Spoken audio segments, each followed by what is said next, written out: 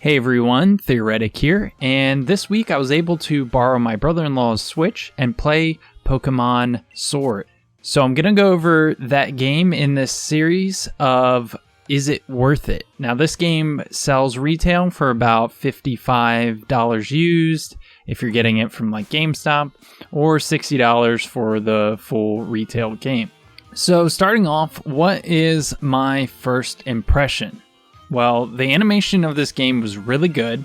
It had enough hints of my childhood experience of Pokemon to bring back the nostalgia, but in a new game. All the characters were new, the starter Pokemon were new, though I would have liked to see, instead of, say the fire, water, and plant-based Pokemon at the beginning, it would have been cool to see something a little different. And I don't know if any of the Pokemon games in the past have done this, where maybe you could start with an electric, a poison, or even, ground type Pokemon or something along those lines, where you get a little bit more variety across the Pokemon games. But ultimately that wasn't a game breaker. Also, there was lots of dialogue at the start of the game, which I could see for younger audiences who don't like to do a lot of reading, this can be kind of tiresome, though it did do a great job at kind of developing the characters and giving you an idea of their personalities and how they are going to react to you throughout the game.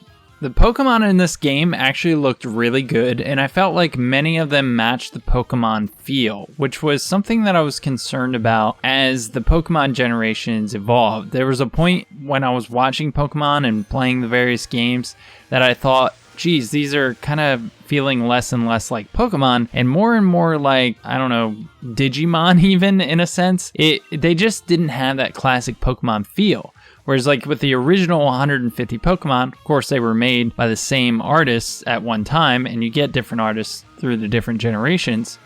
But they started to kind of fall away from the smooth Pokemon feel and more of an edgy, sharp feel. And I feel like they've kind of rounded this out in the Sword and Shield, where even the Pokemon that are in that middle generation still felt very Pokemon-ish. And I don't know if they've polish them up or change them in any way, but the general designs of all the Pokemon in these games is really good. My main concern for the game was that it didn't really have a lot of challenge for me, and I'm a very hardcore player. I like challenging puzzles, but for a player who doesn't necessarily like to spend their time trying to rack their brain on how to complete a task, this is a great game in that aspect, where it kind of flows and takes you along for the ride rather than forcing you to do something in order to move on. So what did this game do well? The Pokemon game did really well at teaching you the basics. They spent a lot of time and a lot of dialogue kind of running you through how to catch a Pokemon, running you through what a Pokemon battle was, that the friend that you had in the game was your rival, and this led to a pretty smooth intro experience, though I will say it took probably 20 to 30 minutes to run through what you would consider starting tutorial. The storyline was easy to follow, easy to navigate, and in general was pretty good. And like I said, you did get a sense of character development, of personality, and variance among the NPCs. Though, again, the storyline was super linear. There wasn't really option to where you could go. It just, they would go from one part of the story to the next, to the next, to the next, and all you had to do was push the thumbstick forward and hit A. And really, they didn't give you any opportunities to backtrack. You could fly around the world or the map and go to different areas, but generally, you knew exactly where you needed to go and how to get there. The UI, controls, and menus were very intuitive in this game. I had no issues sorting through menus or moving my Pokemon around or figuring out where to view their stats. Though I will say that there were some features that were newer to the game, at least, if you've not played anything beyond, let's say, Crystal Sapphire or Ruby Red or Leafy Green. The new features that are introduced beyond these games aren't really taught to you very well. For instance, you had the box function that you were supposed to be able to access from anywhere, but early on in the game, I really couldn't figure out how to use that. The game did a really good job at allowing you to move around the world effortlessly. In previous or older Pokemon games, you had to learn Fly or Dig or Cut in order to move around on various parts of the map. And while I enjoyed this because it was a challenge, in this version that seems to be geared more towards a younger audience, it really allowed you to move around effortlessly across the world, back and forth to different areas that you might want to go and catch Pokemon in, without feeling like you had to spend hours traversing a map back and forth in order to continue on with your objective. And like I said, this may leave some of those looking for more of a challenge wanting more, while it's just right for the casual player. Another thing that this game did well was that the storyline did feel complete and it felt alive. Online trading was another feature that they did really well in the Pokemon Sword. I use the secret trading very often, trying to get new Pokemon and swap out ones that I didn't really want. And sometimes you got really good Pokemon that were level 60 or higher, and other times you got ones that were of lower level. Usually I would just throw the lower level ones back into the secret trade system in order to try to get something that I wanted. But overall, this feature was an excellent addition to the Pokemon world because it did give you a sense of gambling or fun, trying to see if you could throw a Pokemon out there and get something back that you were looking for. Overall, on what the game did well, it was a very balanced game, felt very smooth, and I really didn't have any major issues with it. But with that said, what did the game lack? The first thing I noticed was I felt like the game lacked short tutorials on how to use some of the features, like the mobile box for instance, which I didn't figure out how to use until over halfway through the game. So some of these newer features really could have been given a short tutorial by the person who is either introducing you to them or giving them to you. Also, the game lacked the sense of mystery that I felt like the original Pokemon had. Even in the middle generations, they introduced the different Pokemon that kind of had a sense of mystery to them, whereas the only one that had that was the legendary Pokemon of the Sword and the Shield. Besides that, there wasn't really anything to grip my attention that I felt like I had to discover or understand, because in general, the story was very linear. Also, I noticed that there were fossils in the game, but they didn't really dive into where to take them, how to use them, and they had no part in the actual storyline of the game. Whereas in the original games, they kind of integrated this into the story where you had to take the fossils to a lab and turn them into either Kabuto or the Helix type Pokemon. Another major part of the game that was lacking for me was the sense of challenging puzzles. This is great for a younger audience who might otherwise get stuck and quit, but bad for the more intellectual audience who likes to overcome the challenges that are often found in various games. The game also lacked proper obstacles, like hard fights or figuring out where to get an item, or Pokemon skills that you had to acquire before you could continue the story. Instead, everything was kind of handed to you and you were told to go in a specific direction, rather than having to go back and forth between towns, talk to random people, and collect different things that weren't really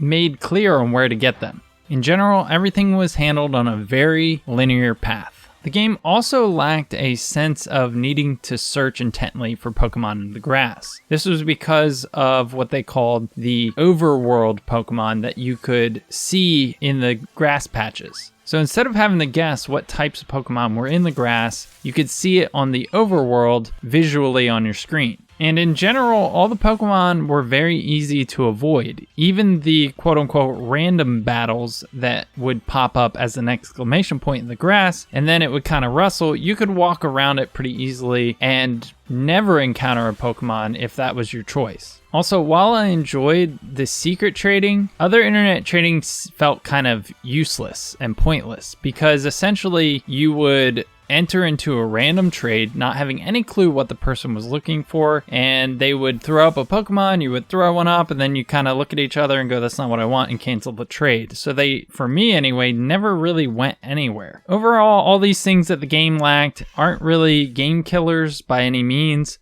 but they could definitely be improved in order to reach a wider audience for the game or to make the experience a little better. So what were my favorite parts of the game? My favorite part was the vast options of Pokemon choices provided to me and the ability to trade those Pokemon with other players online. Now, I had to do this using Discord, but that really wasn't a big issue, and I found myself using the secret trading almost constantly.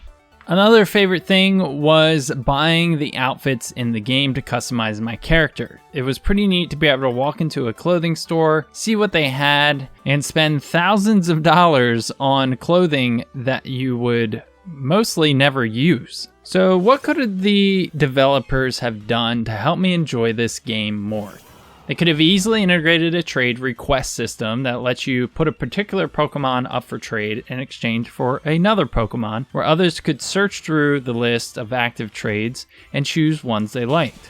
This could include suggestions of Pokemon you are willing to take for the trade that you're offering. They could also implement some sort of tutorial for the newer features like using the box. I kept trying to use it out of my bag, and the only hint was that the game was telling me that I couldn't use it from my bag, and I later saw the button you could press while in your Pokemon menu that would lead you to your box, which I wish they would have just shown me when I obtained the item in the first place. It would also be nice if they allowed the players to change their gym uniform. You can spend tons of money on these fancy outfits and new gym uniforms, but ultimately you're stuck with the default skin every time you enter the arena. They make you feel like you have an option because the person stopping you from getting into the gym tells you have to change first, but then they just change it for you. Ultimately, you're left feeling like this is an incomplete part of the game, as if they fully intended for you to be able to change your uniform, but never implemented the feature. Another thing that they could have done to help me enjoy the game more would have been make the puzzles even more challenging. I know the difficulty of the game was developed for a younger audience, but I still think they could have gotten away with challenging our brains just a little bit more. Not once did I have to double back or feel like I had to take time to find something before continuing the story.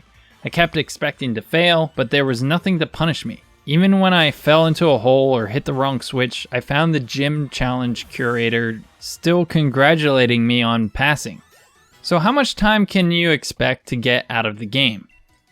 I myself was running through the storyline pretty quickly, and it still took me about 30 hours to complete, though I spent a few of those hours doing online trades and searching for my perfect Pokemon team. After completing the story, I would expect to be able to get at least another 100 to 200 hours from this game while exploring the world and trying to catch all the various Pokemon. You will have EV training, virtual battles, breeding, and leveling up your Pokemon to occupy your time. So with all that said, is it worth it? Well, for me, the game was definitely worth it. Though I hate usually paying full price for a game, you will get your $50 to $60 worth of money out of it if you end up paying full retail price.